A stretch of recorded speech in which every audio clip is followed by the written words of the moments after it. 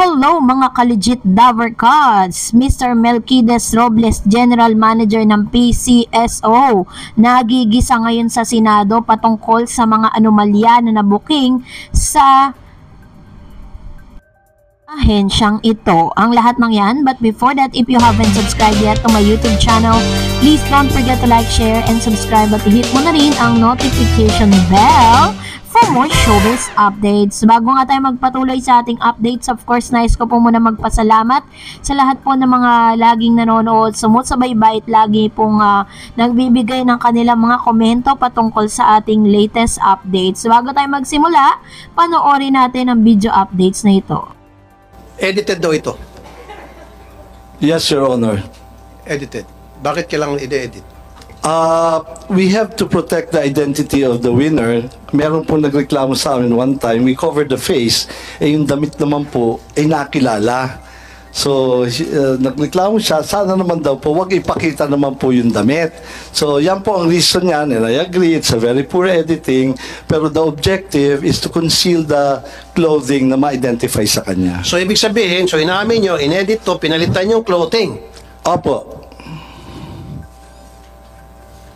Bakit kinakailangan palitan ang clothing? Again, part po yan ng pag-conceal kasi na-identify po yung damit. For example, kung at that day, yung mga kapitbahay po, yun yung suot niya, ganyan. Or kung nakapag-selfie siya, meron yung pong nagreklamo sa amin, favorite clothes daw kasi, kaya nalaman siya. So, Your Honor, if there is something to apologize, it's the poor editing.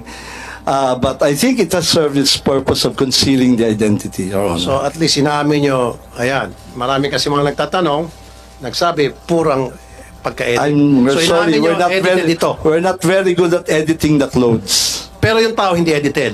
Hindi po, totoo po yan. Tunay na tao to. Tunay na tao po yan.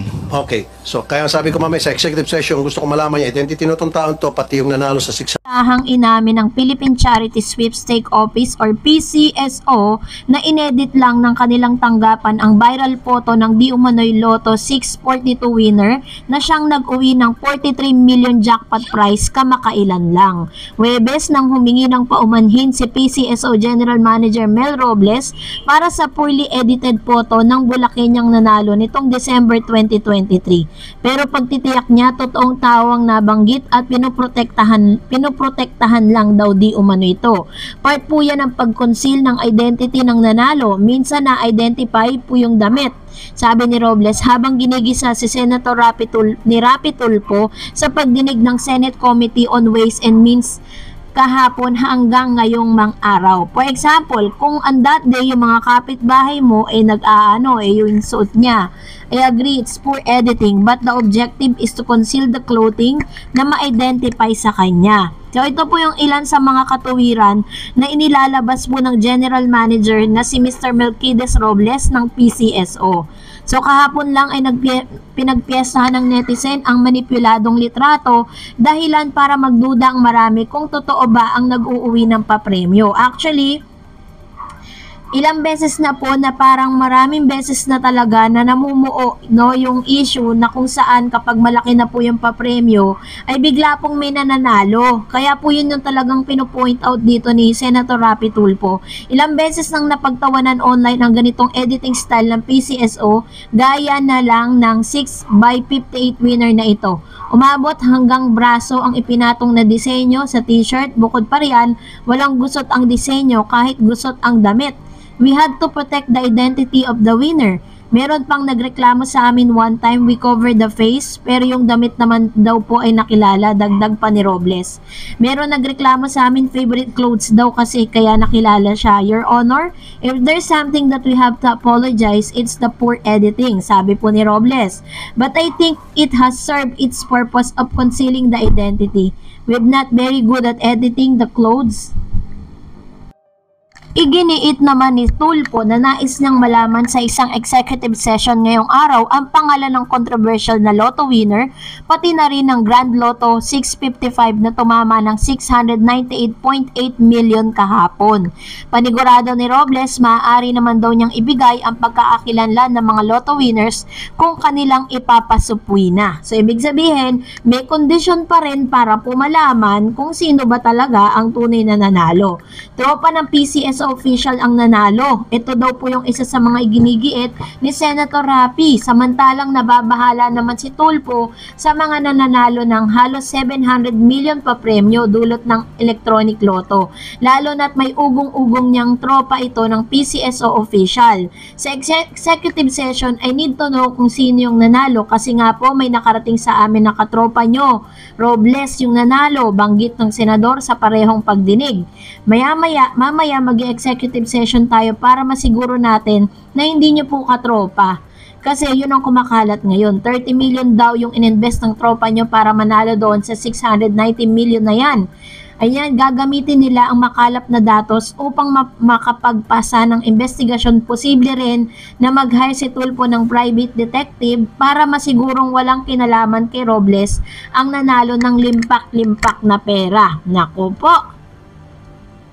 Gayunpaman, maaari na raw umabot sa National Bureau of Investigation or NBI ang reklamo kung mapag-alamang dikit sa PCSO official ang lucky winner. Taong 2022 lang nung huling masangkot sa malaking kontrobersya ang PCSO matapos tamaan ng 433 katao ang 236 million jackpot prize ng Grand Lotto 655, bagay na pinagdududahan ng marami.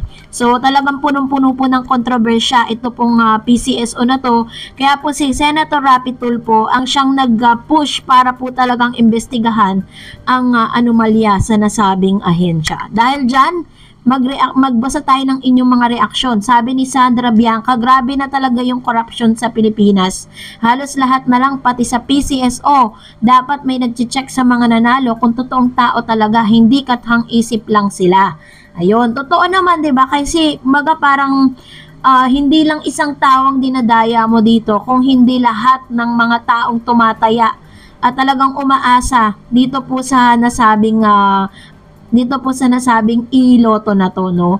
Vanessa, sabi ni Vanessa, I think it's just fair to investigate PCSO to make sure that no backdoor manipulation going on, but at the same time it also must to protect the identity of the winner kasi if they reveal it, it might compromise the safety of the person. So, ngayon kasi, you can't be very complacent, lalo na kapag safety nang nakataya sa dami ng kawatan ngayon. Tama naman.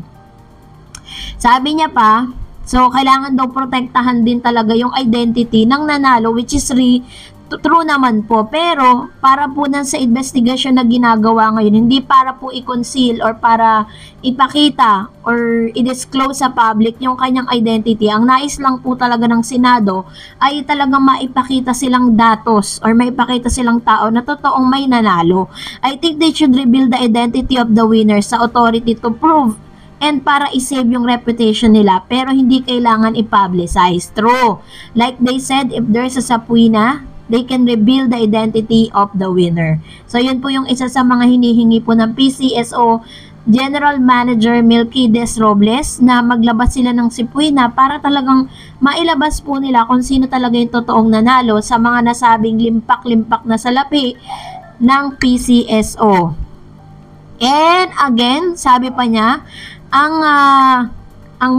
moving forward, dapat may waiver sila or consent from the winner authorizing them to reveal their identity sa madla. If wala, then they can't publicize it. Yun, di naman kailangan i-publicize, kailangan lang po talagang malaman ng Senado na real person po yung nanalo, hindi AI. No, kasi parang artificial intelligence kasi yung editing na ginawa nila dun sa nilabas na nanalo. And that's it for today. For more videos and updates, please don't forget to like and subscribe. And please don't forget to follow my Facebook page, Dark Eds TV. God bless everyone. See you on my next vlog.